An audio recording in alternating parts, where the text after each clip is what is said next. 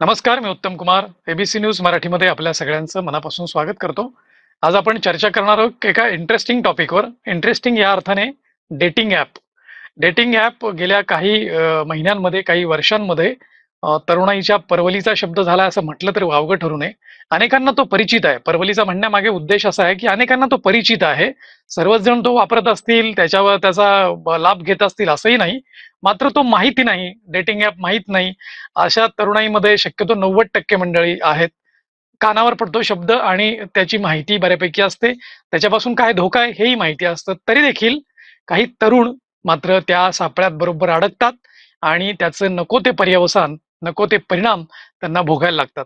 झालं असंच गेल्या काही दिवसांमधल्या घटनांवर लक्ष टाकलं तर या डेटिंग ॲपच्या माध्यमातून केवळ तरुणींकडूनच तरुण फसवले गेलेत असं नाही, तर काही तरुणांची टोळकी देखील या डेटिंग ॲपच्या माध्यमातून काही तरुणांना फसवतायत, त्यांना अक्षरशः नग्न व्हायला भाग पाडतायत, त्याचे व्हिडिओ काढले जात आहेत आणि त्यानंतर सुरू होतं ब्लॅकमेलिंग. हे न संपणारं चक्र एखाद्याला असह्य झालं तर तो आत्महत्येचा पर्याय निवडतो. इतक्या भीषण वास्तवाचं टोकदार आणि भयंकर पर्यवसान म्हटलं तर हे डेटिंग ॲप आहे.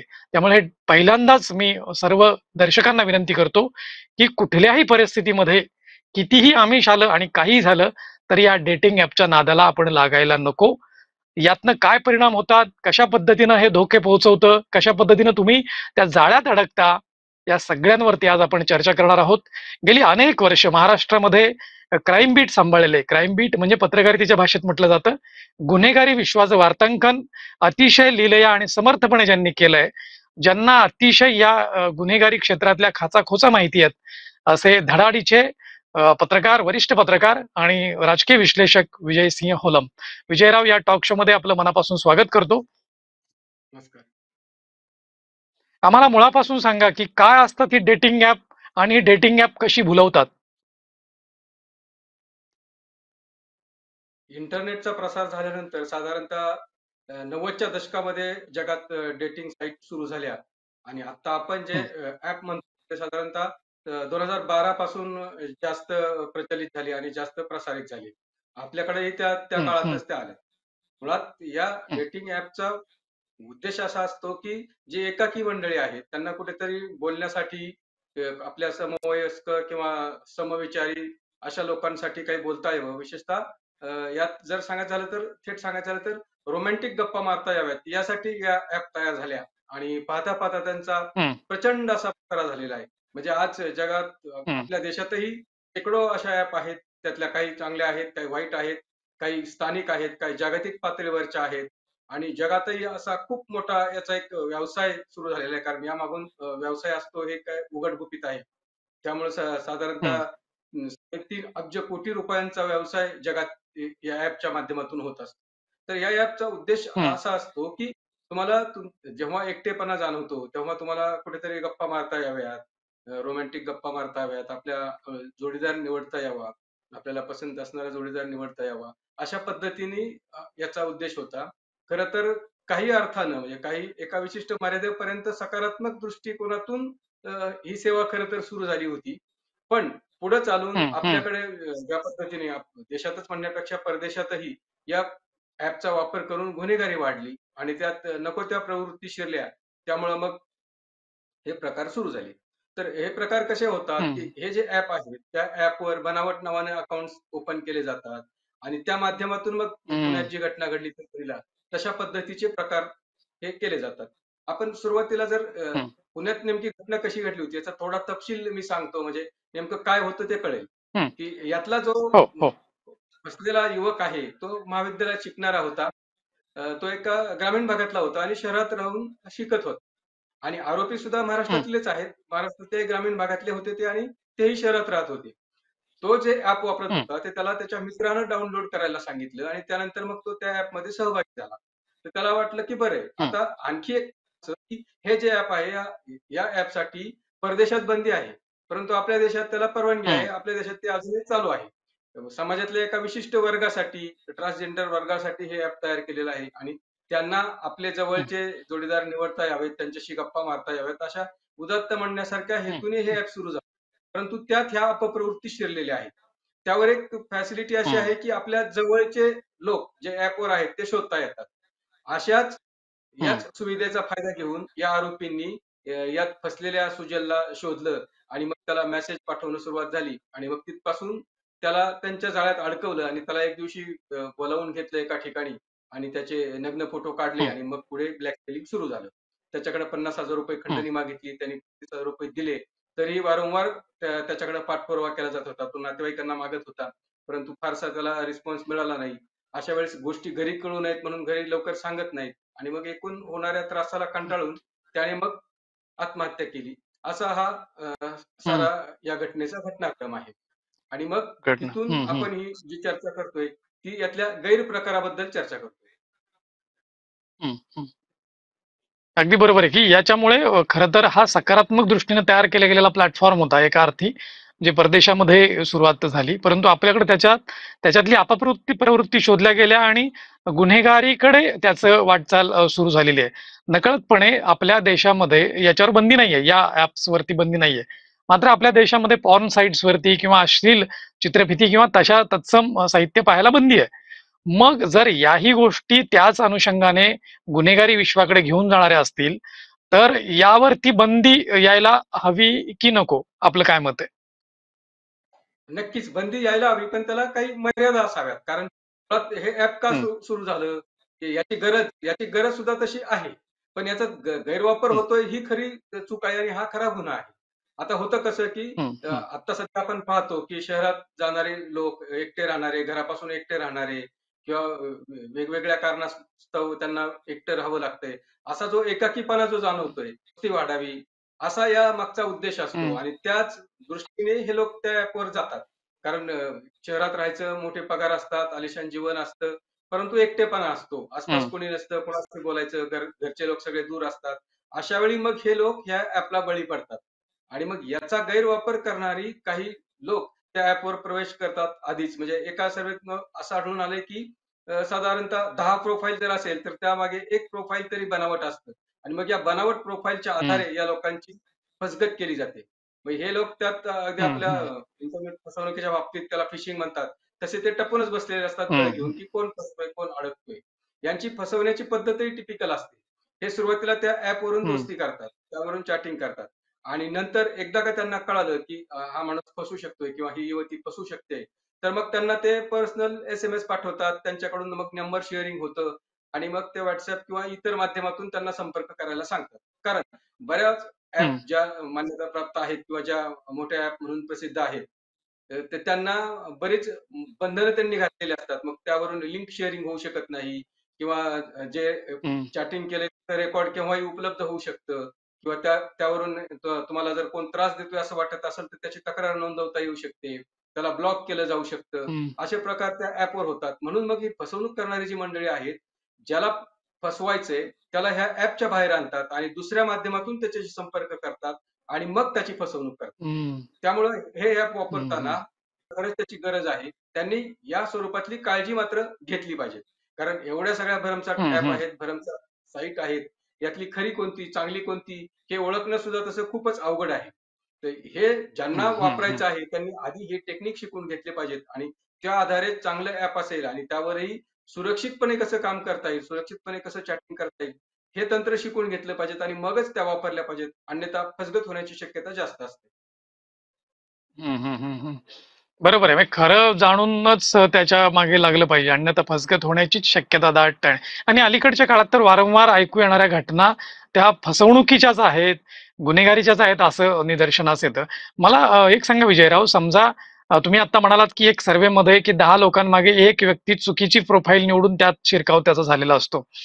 हे ॲप जो करता आहे, ॲप जो मॉडरेटर आहे, ॲपचा जो ॲडमिनिस्ट्रेटर आहे, त्यांना नाही शोधता येत का, की हे बनावट प्रोफाईल आहे, हे आपलं आतमध्ये आल्यानंतर किंवा चुकीची व्यक्ती आहे, ही आतमध्ये आल्यानंतर ही लोकांना फसवेल, त्याच्या माध्यमातून आपलं ॲप बदनाम होईल, त्याच्या माध्यमातून कुणाला तरी थ्रेट पोहोचेल. हे जर ॲपच्या मॉडरेटरनी किंवा ॲडमिनिस्ट्रेटरनी शोधलं, तर या गोष्टींना आळा बसू शकतो नंबर 1.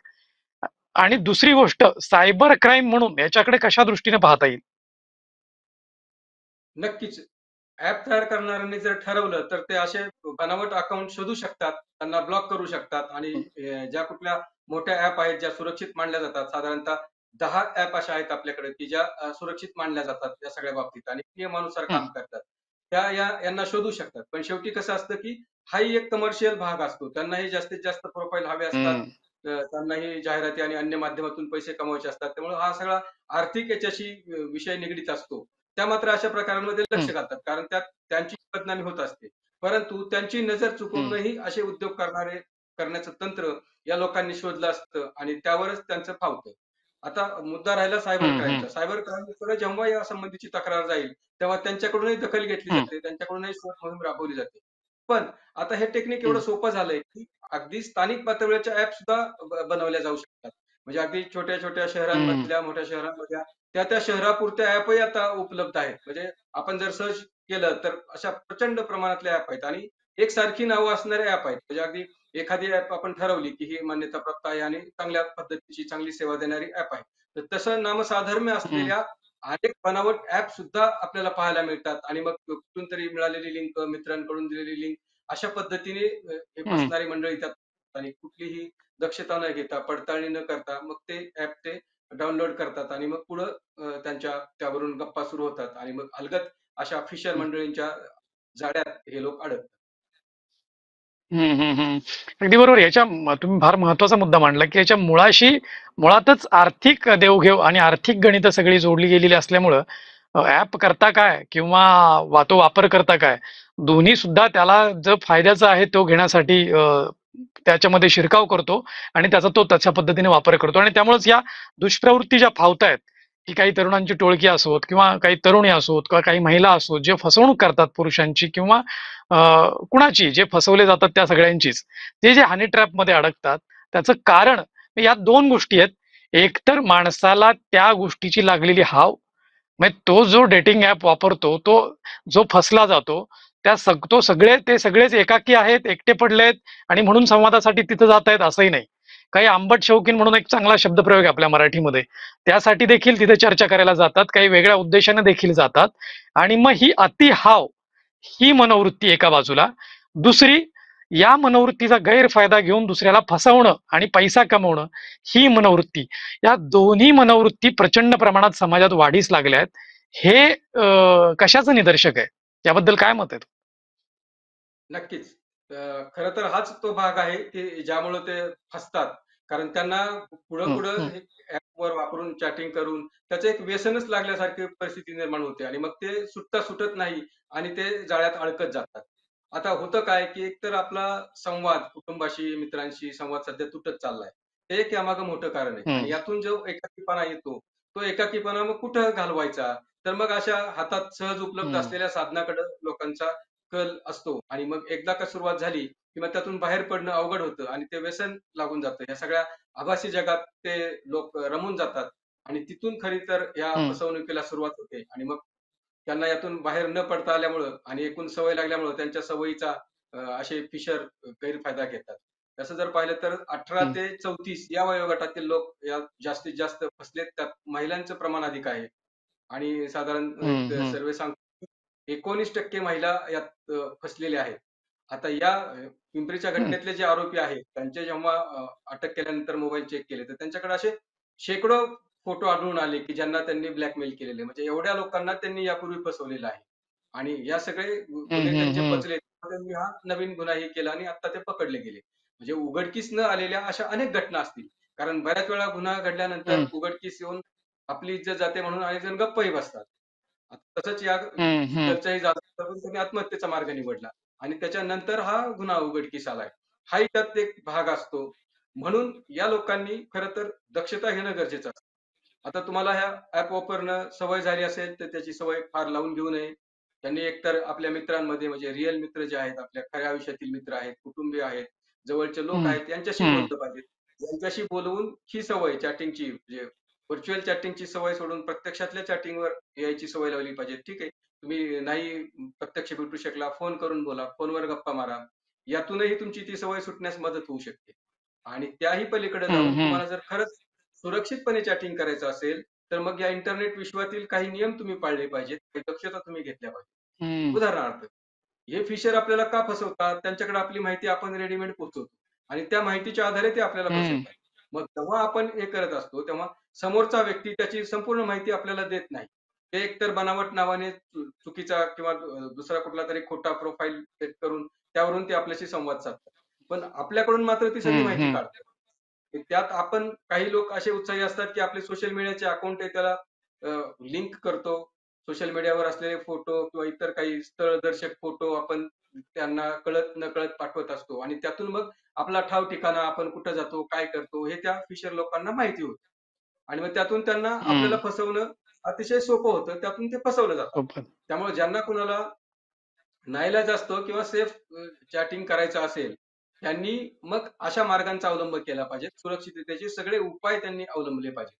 आणि जेव्हा तुम्हाला कॉल हम्म. येतो, हम्म. अनोळखी व्यक्ती असते, तुमची व्हर्चुअल ओळख झालेली असते आणि तो तुम्हाला सरळ भेटायला बोलवतो प्रत्यक्ष म्हणजे मग तुम्ही इतके दिवस चॅट करत असता आणि लगेच तो भेटायला बोलवतो. तेव्हा तुम्हाला शंका आली पाहिजे.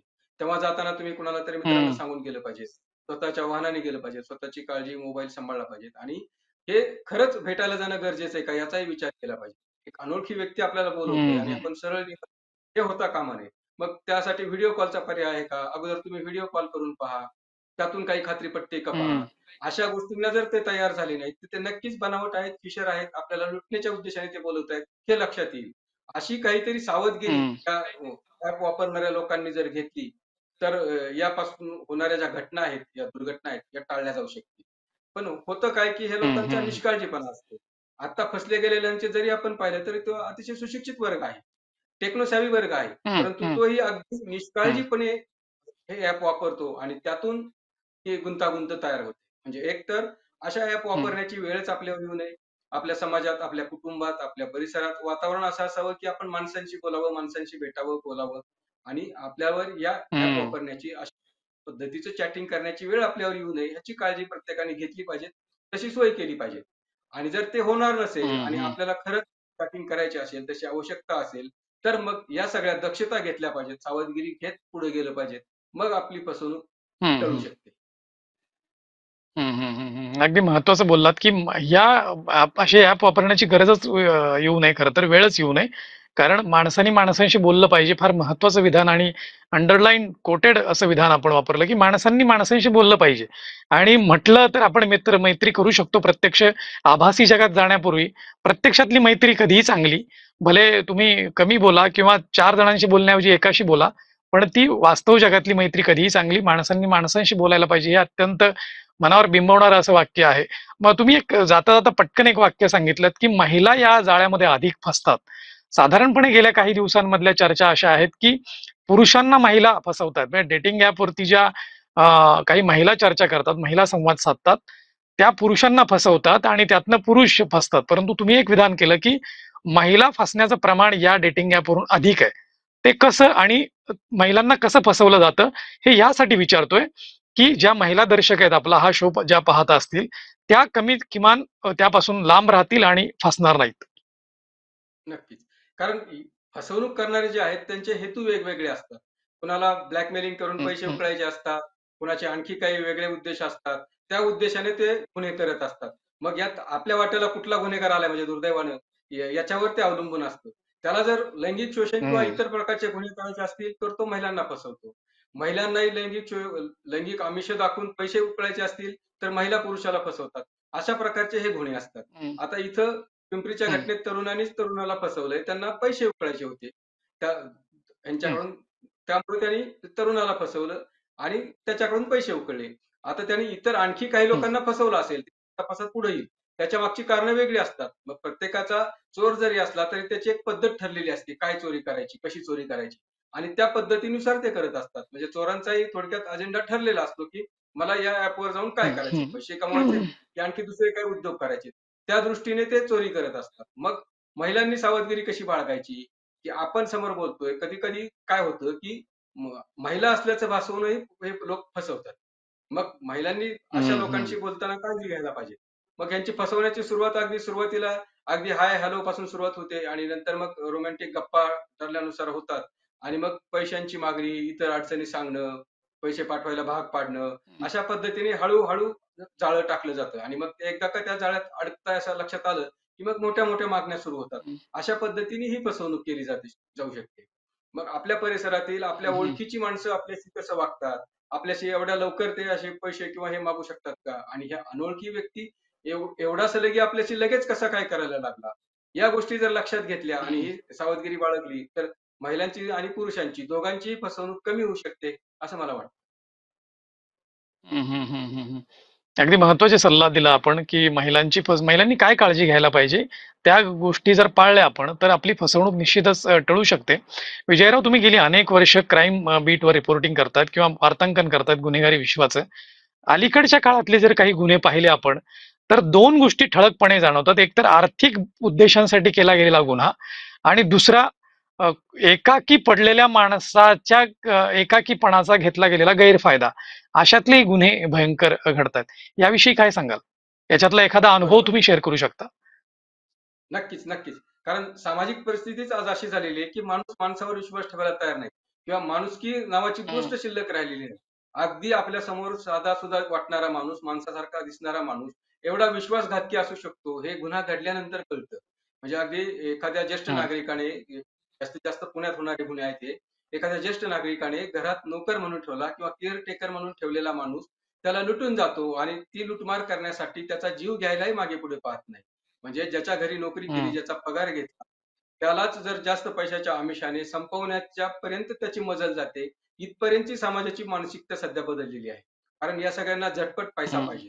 आणि एक आपल्याकडची जी सामाजिक विषमता आहे, ही त्याला कारणीभूत आहे. आणि कोविड नंतर तर मला ही अधिक ठळकपणे जाणवते. मी काही अर्थशास्त्रज्ञ नाही, परंतु हं, मला एक असं जाणवतंय, की अहेरेकडे जास्तच राहिलं आणि नाहेरेकडे एकदम कमी झालं, असं कोविड नंतरचं चित्र दिसतंय. म्हणजे हं, जे श्रीमंत होते ते श्रीमंत झाले आणि जे गरीब होते ते अधिक गरीब झाले, असंही काही प्रमाणात चित्र दिसतंय. आणि मग या गोष्टी आपल्या डोळ्याने पाहतोय, की हा माणूस आहे, हा काही काम न करता गडगंज संपत्ती आहे, एवढी मोठी संपत्ती हा बाळगून आहे आणि मी मात्र याच्या घरी काम करतोय, माझ्याकडे पैसे नाहीत, माझी घरी आई आजारी आहे, मला अमुकसाठी पैसे पाहिजेत किंवा मला कुठली हौस-मौज करता येत नाही, अशी भावना त्या माणसाच्या मनात हं, पळवली जाते आणि तो गुन्हा करायला प्रवृत्त होतो. मग ज्याची सेवा करण्यासाठी हं, त्याला नोकरी मिळालेली आहे, त्यातून पैसे मिळतायत. पुढे प्रसंगी त्याचा खून करून पैसे घेऊन पळायलाही त्याला काही वाटत नाही. इथपर्यंत समाजाची मानसिकता हं. झाली. त्यातून हे प्रश्न निर्माण झालेले आहेत. अगदी बरोबर आहे, की या सगळ्या मुळातच आहेरे आणि नाहेरे गटाची भूमिका किंवा जी मानसिकता तयार झाली कोविड नंतरच्या काळामध्ये, ती सांगतायत अगदी बरोबर आहे, की माझ्याकडे नाहीये, मग मी दुसऱ्याकडे आहे त्याचं ओरबाडलं तर काय बिघडलं? अशी एक मनोविकृत धारणा कोविड नंतरच्या काळामध्ये जी निर्माण झाली आहे, त्यातनं हे सगळे गुन्हे घडतायत किंवा त्याच्या मुळाशी ते गुन्हे आहेत, असं म्हटलं तर वावगं ठरू नये. विजयराव, मी एक शेवटचा प्रश्न तुम्हाला विचारू इच्छितो. ज्या पद्धतीने आपल्या देशातून पॉर्न साईट बंद झाल्या आणि बाहेरच्या देशामध्ये अनेक देशांमध्ये हे डेटिंग ऍप्सवर देखील बंदी आहे. तर आपल्याकडे देखील हे जर उपलब्धता आहे, ही उपलब्धताच बंद केली, तर काय होऊ शकतं? एक विचार म्हणून, एक प्रस्ताव म्हणून. होऊ शकतं. खरं तर यासाठी एक सरकारने नियमावली करायचं चाललं आहे. म्हणजे राज्यसभेत काही वर्षांपूर्वी हा विषय आला होता. तेव्हा अ, अ, हं, हं, नायडू सभापती होते. मग त्यांनी एक समिती नेमली होती खासदारांची आणि मग त्यांनी त्या हं. समितीने बरंच काम केलं आणि तेव्हा 800 850 पॉर्न साइटवर आपल्या देशात बंदी घातली होती आणि त्यातूनच पुढे जाऊन हो. या डेटिंग ॲप बंदीचाही विषय सुरू होता. ती समिती आहे, त्यातले काही हं, खासदार बदललेत. अ, अ, काही राज्यसभा असल्यामुळे रिटायर झालेत आणि त्या समितीमार्फत ते काम हं, सुरू आहे. यावर सरकार त्यांच्या पद्धतीने काम करतंय. पण सरकारला काम करताना दोन्ही गोष्टी पाहाव्या लागतात, की याची उपयुक्तता काय आहे? हं, हे कुठल्या वर्गासाठी तयार झालंय आणि त्यात फसवणूक कशी होते? तर किमान त्यात फसवणूक हं, होणारे जे प्रकार आहेत, ते थांबवण्यासाठी जरी सरकारने पुढाकार घेतला, काही नियमावली तयार केली आणि त्याची हं, कडक अंमलबजावणी तर हे प्रकार नक्कीच बंद होतील. चाइल्ड पोर्नोग्राफी बद्दल खूप हं, हं, चर्चा झाली, दुष्परिणाम समोर आले. तेव्हा सरकारने कडक धोरण घेतलं. कारण हा अतिशय गंभीर गुन्हा होता. हं, त्यामुळे त्याच्यावर बरेचसे निर्बंध आता आलेले आहेत. इंटरनेटवरून अनेक साईट ब्लॉक केलेल्या आहेत. सहजासहजी ह्या कोणाला उपलब्ध होणार नाहीत, अशा पद्धतीचं नियंत्रण त्यावर आहे. तरीही चोरट्या मार्गाने हं, काही ठिकाणी हे प्रकार चालले जातात. दररोज नवीन येतात. ज्यांच्यावर बंदी घातली तेच नाव बदलूनही पुढे येऊ शकतात. तशाच पद्धतीने या डेटिंग ॲपकडेही सरकारने लक्ष दिलं पाहिजे आणि त्याची खरंच आवश्यकता आहे का? हं, त्याला पर्याय काय असू शकतात हं, का? आणि जर आवश्यकता असेल, तर सुरक्षित पद्धतीने हे काम कसं करता येईल? त्यांची नोंदणी कशी करता येईल? हं, अगदी खुल्या मनाने हे कुणालाही वापरता येऊ नये किंवा खुल्या मनाने कुणालाही कुठलंही व्यासपीठ सुरू करता येऊ नये. यासाठी काही नियमावली तयार हं, करता येईल का?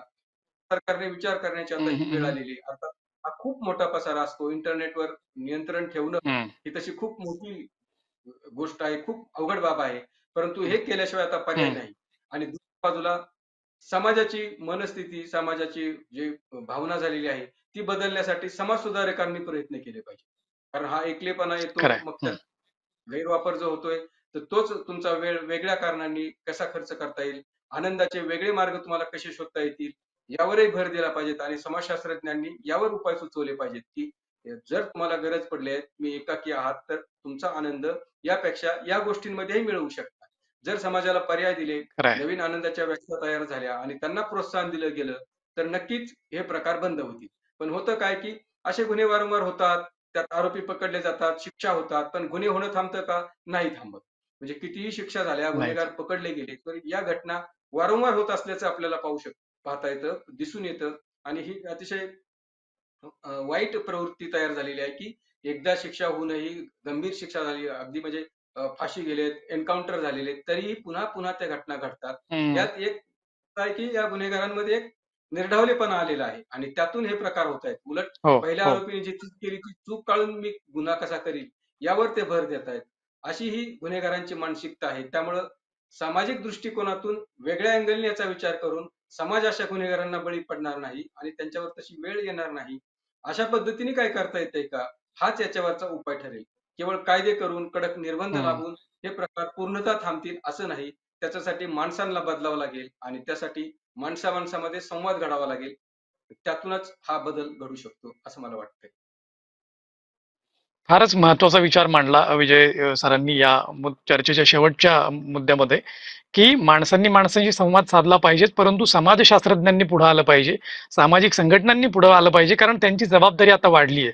जी माणसं एकाकी पडली आहेत, खरोखरच त्यांना आधार दिला पाहिजे, त्यांना बोलतं केलं पाहिजे, त्यांना बोलण्याची जागा निर्माण केली पाहिजे. सरकार त्यांच्या पद्धतीने प्रयत्न करतच आहे. चुकीचे ऍप कुठले, त्यातनं कशा पद्धतीने त्यांच्यावर निर्बंध आणता येतील, कुठल्या ऍप्सना वगळता येईल, कुठल्या ऍपवर बंदी आणता येईल, या सगळ्या गोष्टी सरकारी पातळीवर होतील, परंतु त्याला कालावधी वेळ लागेल. परंतु आपल्या देशाची या ऍप वापरल्यामुळे किंवा या प्रवृत्तीला बळी पडल्यामुळे तरुण पिढी जी बर्बाद होत चालली आहे, ती तरुण पिढी जर वाचवायची असेल तर आता समाजशास्त्रज्ञांनी, समाजाने, सामाजिक संघटनांनी पुढे आलं पाहिजे आणि माणसा माणसात संवाद घडून आणला पाहिजे. जे एकाकी आहेत त्यांना बोलण्याची जागा निर्माण केली गेली पाहिजे. खूपच सुंदर विचार आणि खूपच सुंदर दृष्टिकोन तुम्ही मांडलात. या निमित्ताने डेटिंग ऍपच्या चर्चेच्या निमित्ताने एक नवा विचार, एक नवा दृष्टिकोन पुढे आला. विजयराव, तुम्ही गेल्या अर्धा तास एबीसी न्यूज मराठीच्या दर्शकांशी संवाद साधलात आणि एक महत्वाचा मुद्दा, महत्वाचा विचार त्यांच्या समोर दिलात. त्याबद्दल मी आपल्याला मनापासून धन्यवाद देतो. आपण आज इथेच थांबूया, भेटूया पुढच्या भागात. Thank you so much. ताज्या बातम्यांसाठी पाहत रहा एबीसी मराठी न्यूज.